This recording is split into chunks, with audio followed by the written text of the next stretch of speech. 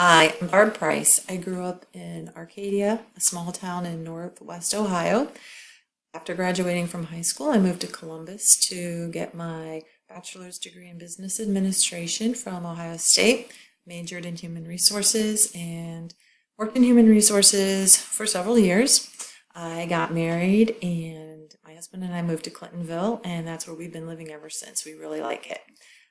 We have three kids, and I took some time out of the workforce to spend more time raising my kids. When my youngest started school, I got back into the workforce, but I wanted to pursue a different career rather than human resources. So I've worked in various administrative roles for private companies before coming to Ohio State about 10 years ago. I currently work as a program coordinator in the College of Nursing, where I support the undergrad faculty. Since the university started providing iPads to undergrad students, the College of Nursing is really trying to find ways to incorporate, to use these iPads to promote deeper learning like creativity and collaboration and critical thinking skills. So I've gotten really interested in instructional design while working with faculty, and I'm hoping to one day pursue a career in instructional design. Some of my favorite interests are traveling and reading. I'm currently in a book club, and we are reading a book called The Whisper Network by Chandler Baker. It's pretty interesting.